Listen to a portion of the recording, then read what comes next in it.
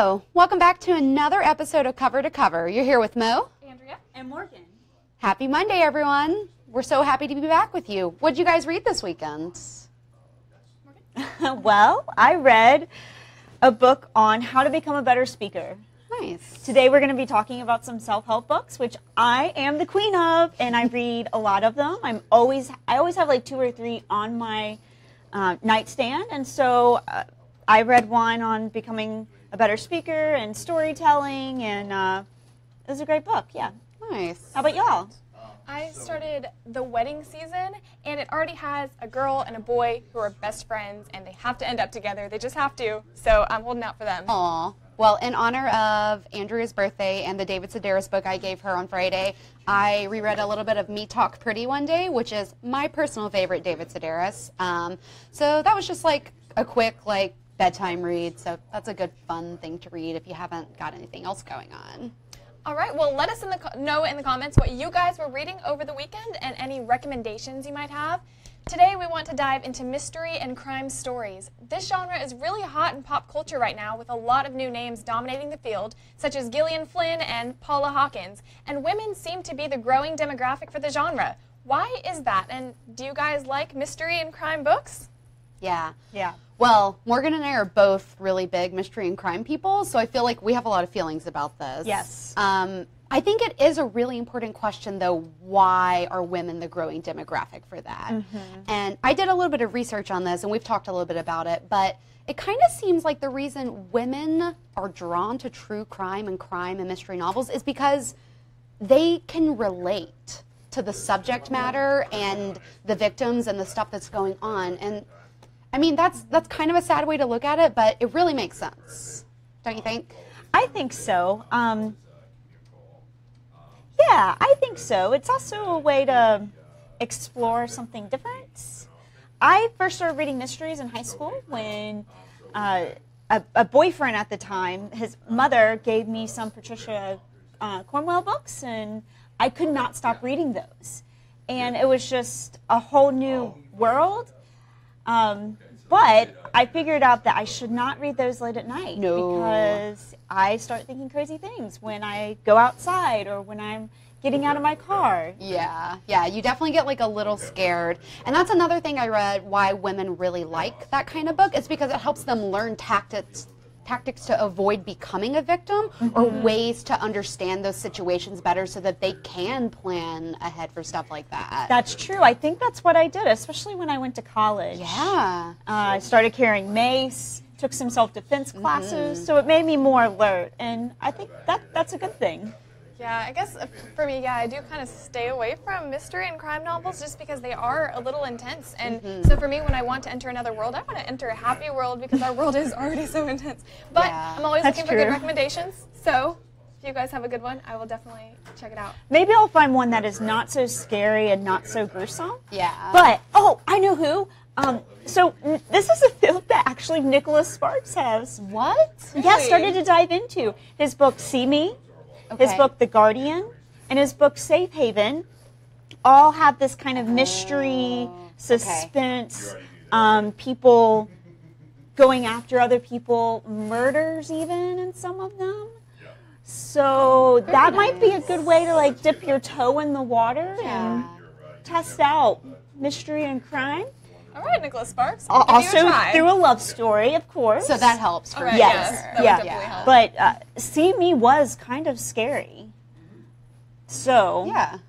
Okay. it's about a stalker stalking this girl and doing really bizarre things and trying to kill her sister, and I'll just leave it there. Okay. Okay. A recommendation I would give you guys is The Cuckoo's Calling by Robert Galbraith, which, as we talked about last week, is a pseudonym for J.K. Rowling. It's the first in her mystery series, and it is the least gruesome, so it might be something that you could actually handle. It's not intensely hyper-violent, and it's a lot of setting up characters, which is always my favorite part of a series. I love the character book where you get to learn about everyone, so that's cool. Do you guys think that mystery books help you understand the justice system more, or do you think mystery books are just fantasy justice system, that's not how things work? Or a little bit of both? maybe a little bit of both, but I don't know how much I want to trust it. Yeah. But I do know, for example, Patricia Cornwell, she does a lot of research, so much research that it's actually haunted her. Because she really dives into what she's writing about, like going into morgues and seeing dead people and really understanding crime. So Yeah. I think if they do their research, I feel like it helps me. I understand it a little bit better in the whole process. I feel like I hear a lot of mystery and crime type authors talking about how difficult they find it to sleep occasionally because of how intense their research is. Yeah. So that's a really good thing that they do to make it really believable. And when people write so well about stuff like that, it inspires people to kind of go out and like get involved in mysteries. And there's this really cool phenomenon that happens, and it's called armchair detectives. And it's this concept when people sit around and they read about crime or they watch stuff about crime and they decide, well, I'm going to change my whole life and I'm going to solve that crime from my armchair. And they're just going to do research online and get the stuff together. Have you guys heard of like any armchair detectives? That's like a pretty cool thing. I've heard of some people doing it. I don't know anyone personally who has done it. Yeah. Unless they're just not telling me. Agatha Christie was actually an armchair detective. So she would write about true crime stuff because there is this big crossover in mystery where they take from real life crime stuff. So she would write about that, and then she would take it upon herself to help solve some of those crimes. So she's kind of like the forerunner of that. Yeah. And right now in the news, there's a really cool story. An author named Bill Rollins, who lives in Massachusetts, has decided that he wanted to solve the mystery of who D.B. Cooper was. And D.B. Cooper is this aircraft hijacker from 1971 who stole a bunch of money from the government, and it's been this huge mystery forever. But he is recently coming out with the book because he thinks he figured out who D.B. Cooper is. So he's a really cool armchair detective, and I super recommend that people check that out. Do you know if the police is following up with his conclusions? I think they will, or maybe he's like releasing his book and he's like, here's the information. I did read that the person he has penned as D.B. Cooper is already dead, so I think that there's nothing that they can do about it. Okay. So that's out there. It's convenient. Well, stories inspire people in so many different ways, and we're going to take a quick break. But when we get back, we're going to explore self-help and other nonfiction books and how they can inspire us.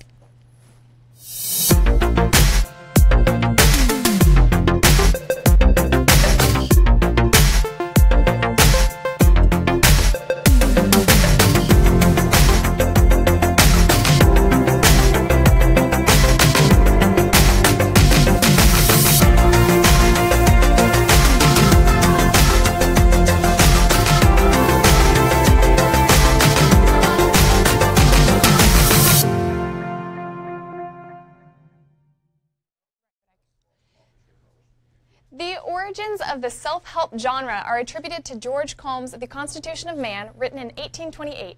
Since then, it has become one of the largest and most profitable sectors in the field of publishing. The self-help book industry garners $10 billion a year and is growing. There are many different types of self-help and nonfiction books that inspire people. So what is it that people love so much about them? Should I start this conversation? Yes, please. Because I brought a pile here. And I brought even more here. And I have tons of more self-help books at home. I couldn't bring them all with me. So I'm a person, I just want to get better.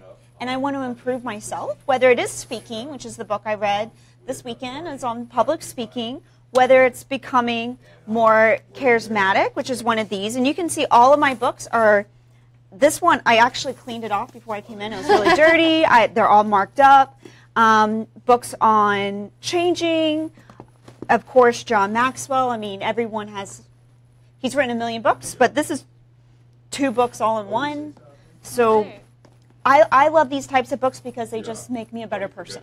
And that's what I want to do. Yeah, and people love to be inspired. I feel like that's how self-help is so huge, because when people don't want to be sad about like death and murder and rape and all these other things that you can read about, self-help is there to like lift you up and like help you understand how you can be a better person. Yeah. I'm not the biggest self-help person. I do like self-help books. I've read stuff. Oh, thank you. It's a good book. I've read some things. Oh, okay. This one's for you. Okay. But Great. the kind of self-help that I'm personally more interested is more stuff based around like consciousness and the power of the brain and like herbal healing and stuff. So, Okay, here's another one. okay, cool, thank you. So some of my favorite things are written by people like Deepak Chopra, like people like that. Have you ever read any of that kind of self-help? I haven't read that one in particular, but I feel like I've read it all. Yeah. Yeah. A little bit dabbling all over the place. Everything. I've read a little bit of everything. One of my favorite books is called The Extraordinary Healing Power of Ordinary Things, and it is basically a self-help book of like how to use basic things in your life to heal yourself and Interesting. like things around you. So that's a really cool book that I would recommend if somebody wanted to start somewhere but wasn't super like talking about the leading brain. Like start simple, just start simple. I love these books like this one, Go Put Your Strengths to Work, and there's a little test so you can find out what your strengths are. Oh, that's neat. Yeah, and understand yourself and then what to do with yourself. I love these books. Lots of them have websites that go along with them. And those are my favorite. I like seeing people's journeys of like what they've tried eating wise, but there are so many books out there, and there's like diet and there's healthy eating and all of that. So I mean, with all of that out there, I mean, how do you choose whenever it does come to self-help genres like that?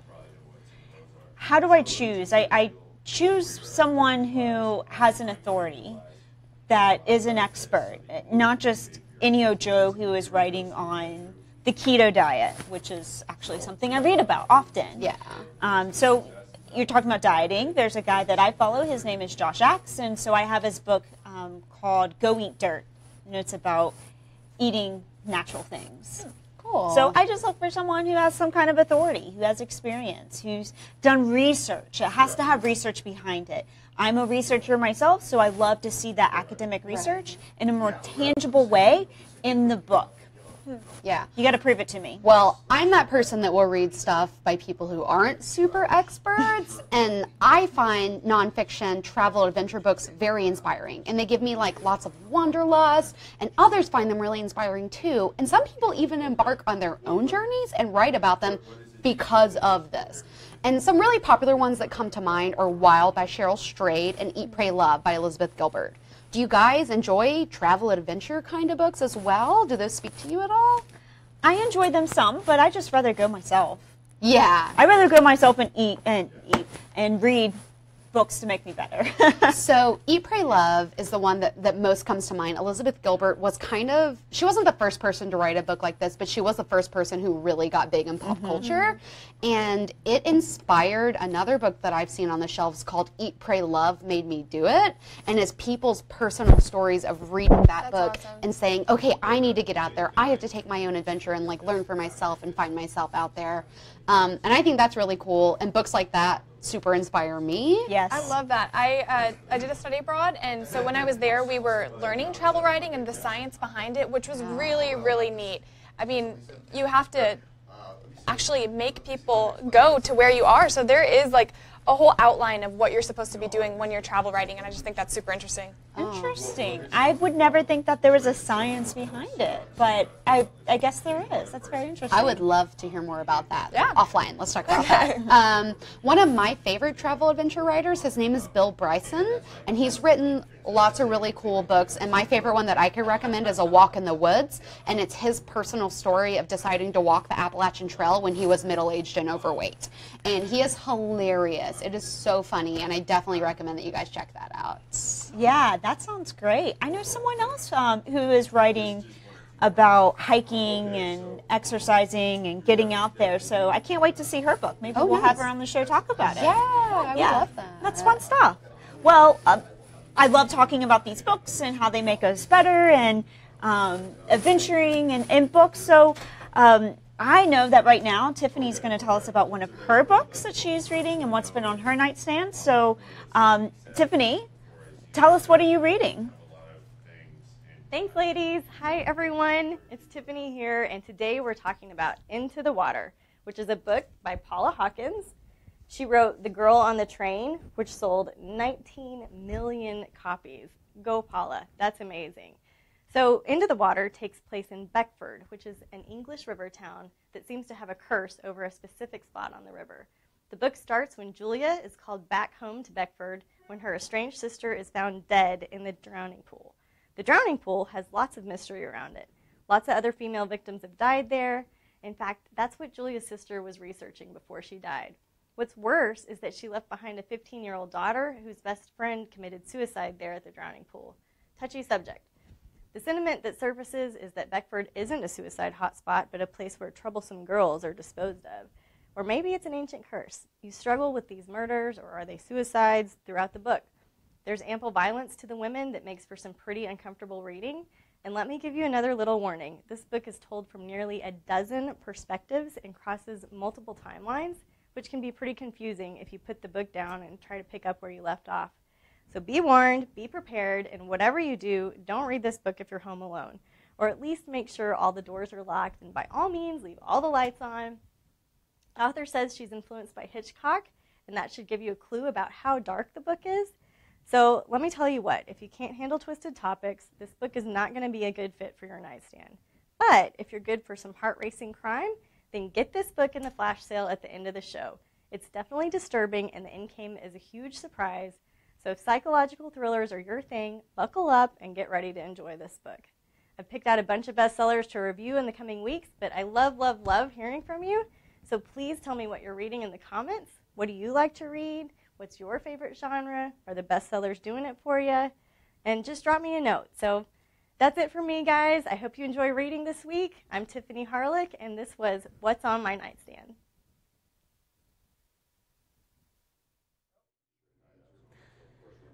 Well, I'm currently borrowing that book from Tiffany, so I look forward to finishing it and seeing how much I love it.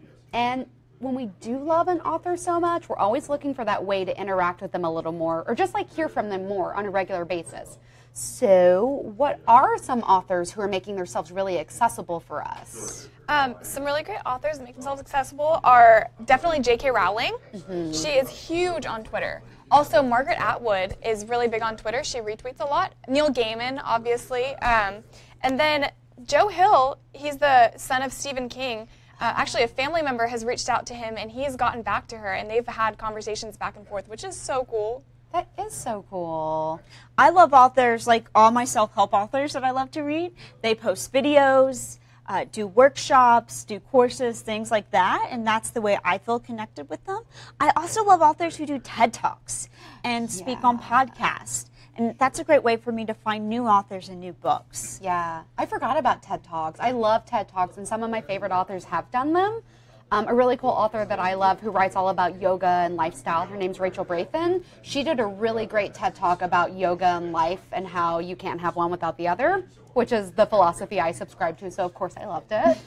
Podcasts are a really great way to stay in touch with authors. Elizabeth Gilbert is really big about that. She wrote Eat, Pray, Love, and she's also written a couple other books. And she has a podcast called Magic Lessons where she talks about writing and life, and she has like other author friends on and stuff. So that's a really informative way to be a part of their conversation. And then of course you can follow them on social media and comment. Twitter, Facebook, all that. Yeah, like we said on the show before, if you guys missed it, you'll have to check out Neil Gaiman.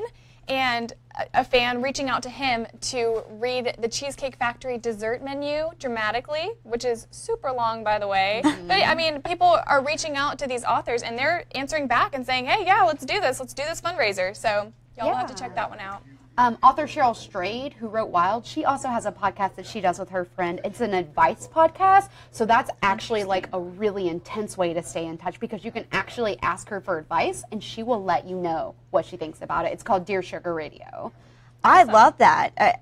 I don't know about all of y'all and y'all out there, but when I feel connected to an author, it makes me want to read more of their stuff. Yeah, absolutely. And it makes you feel like recognized, and just really just being a part of the conversation makes it like that much more real for you. Other authors, people like Chelsea Handler and Lena Dunham, who are also TV personalities, but they're authors and they're really close with their fans. They're a really great example of people who are always on social media. Lena Dunham posts like 20 times a day. She'll reach out to you about your comments, and she's a really positive, uplifting person. So if you like her, I recommend you check her out on Instagram. That's where I follow her. Cool. Right. Yeah. So some of these authors make themselves accessible, but other authors go out of their way to make difficult subjects more accessible for us. Neil deGrasse Tyson is the king of this, and he wants everyone to understand astrophysics. And he has a new book out right now called Astrophysics for People in a Hurry. Do you guys like when authors do this? They make this difficult stuff easy for us to understand. Love it, love it, love it. It's so great. I love it. I have read every single Freakonomics book by Steve Lovett, and I've listened to the podcast, so I love those books because it takes complex research, and I've read some of the academic papers, but it really narrows it down, like it summarizes it and puts it in such a way that you can understand econometric theory without even knowing that you're understanding econometric theory. It's giving you those like bite-sized pieces, which makes you even more interested in these crazy things that you probably would have never known about. That's awesome. Yeah. Bill Bryson, who's an author I mentioned earlier, he writes travel adventure. He also is a really big historian buff, and he wrote a really great book that I love called A Short History of Nearly Everything. And it is like, it's on my list of like #1 recommended books. It's like 1,200 pages or something, but it's funny and it's a lot of information from the Big Bang through current history, just like a little bit of everything to help you understand how all of that works together. Wow, I'm going to put that one on my list. Yeah, it's super good. I love it. Because as I've said on the show before, I read a lot of history because I feel like I don't know, maybe I was sleeping throughout history class when I was in school, and so that's helped me really grasp history. Yeah, so that's a good one for sure. I recommend it. Yeah. A couple other ones I haven't read, but the internet told me were really good for this kind of thing is An Intelligent Person's Guide to Classics by Peter Jones. So I guess Peter Jones breaks down all of these classics for us, everything, you know, the Iliad, the Odyssey, Greek mythology, all of that, and just makes it simple for us to understand because we reuse so many of those themes and ideas in modern literature and everyday life, but oftentimes we don't even understand where it came from or what it meant to those people. Yeah. And you'd be missing out if you weren't interested in the classics. So, I mean, this is a new way to get introduced to it. Yeah, absolutely. Another one, Quantum by Manjeet Kumar, is all about quantum physics and quantum theory, broken down in a simple way for you to understand. And #1, Quantum is a really cool book title, so I'm definitely going to put that on my list to read. Yeah. And another one is Surely You're Joking, Mr. Finman by Richard Finman. And this is a book that a professor wrote about how he explains chemistry kind of on an elementary level, but using like really beyond subject matter to kind of break that down. And I know chemistry was a really difficult subject for me in school, so maybe I should read that book.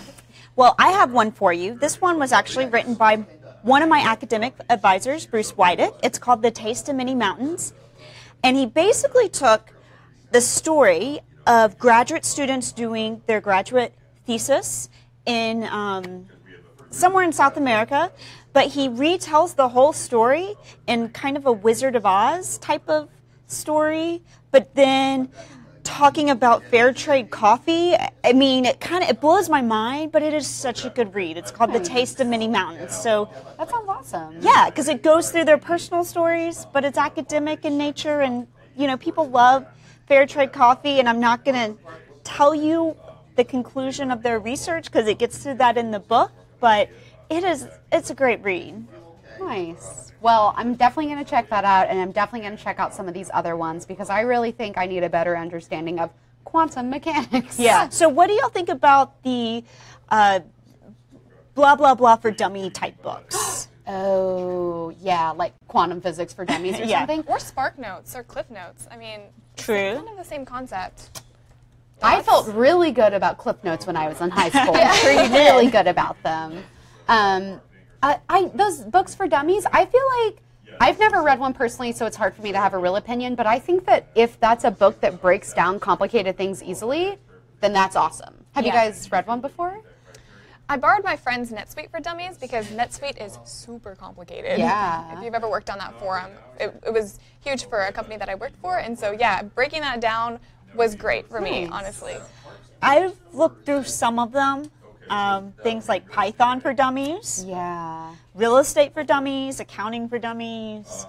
There's so many of them, so I might skim through them to see if it's worth it. But Does it make you feel sad when you're reading it? Like, and it says, like, when you're in the airport, like, everyone's like, that girl's a dummy. Yeah, yeah. That's when you use a book cover. Yeah. When you do that, or when you read 50 Shades of Grey or something, just, like, put another cover on top That of is one I read on my phone. So Yeah, no one yeah. sees That's what I'm smart. reading. That's when you need the e-reader. Yeah, for that's sure. when you need it, yeah. Speaking of 50 Shades of Grey, not to get off topic, but E.L. James, who wrote 50 Shades of Grey, did you guys know that she was popularized as an author because she was a Twilight fan fiction writer? Really? Do you guys know about? Do you know what fan fiction is? No, what is it? Okay, so well, Here she goes. fan fiction is this sort of environment where people feel safe. Feel safe here, but you write about your favorite stories, like in their world. But what do you want to change about it? Like your favorite character didn't get with the person you wanted them to get with. This is your chance to change it. Or you didn't like the ending to that book. This is your chance to change it. It's just a place where you can take an author's work and world, but rewrite history to be the way that you wanted it to be. So what did she write? She wrote illicit Twilight fan fiction that we won't dive too heavily into, but I think you can still get it on fanfiction.net, I think is where she was a big writer. That's a really big community of people out there. And she's not the only fan fiction writer to become a millionaire and be famous and be discovered. There's a bunch of other people out there that do that. So you guys could Google about fan fiction and learn a whole lot. But what do you think about that? Does that make you feel like kind of weird that people do that? Or like, is it cool? Can they cross worlds? Because I feel like I've seen characters from some books. I'm and sure then, they do. End up There with are characters from completely. Okay. no rules in fan fiction. Okay. Like whatever you want it to be. That's really cool. If it gets people writing, why not? That's how I feel. And when I was a kid, confession alert, I wrote tons of fan fiction because I was a big fan of like when you were waiting for like the next book in a series to come out, you kind of like invented your own idea of what was going to happen. And there's actually a lot of really famous authors out here who write fan fiction currently or have like during the course of their career. Lev Grossman, who wrote the Magician's Trilogy, he only ever started that book series because after book 5 of Harry Potter came out, he needed magic. He was bored, he needed more magic. So he wrote Harry Potter fan fiction, and then based off of his fan fiction, he got the idea to write this really amazing book trilogy that's so popular right now. Interesting. That's really cool. Do you guys know Meg Cabot? She wrote like the Princess Diaries and like Yeah. she does like a lot of like preteen sort of stuff. She was really famous for writing Star Wars fan fiction.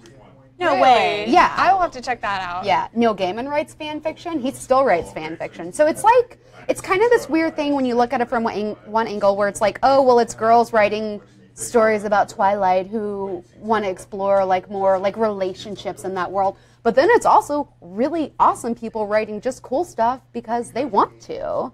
So that's what's going on in the world of fan fiction. I wonder if I could start a new trend of writing fan fiction for self-help books. You should. I should. When they're like, you'll never be a millionaire, you should rewrite that story. Yes. Amen. Speaking of awesome books, do not forget to grab a copy of Into the Water for 99 cents for 19 minutes after the episode of Cover to Cover. Into the Water by Paula Hawkins. Thank you so much, Tiffany, for talking about this book, and don't forget to grab y'all's copy. All right, well, that's all for today. We will be back on Wednesday, June the 14th at 9 a.m. Central Time. Until then, keep reading, writing, and being awesome. I know we will.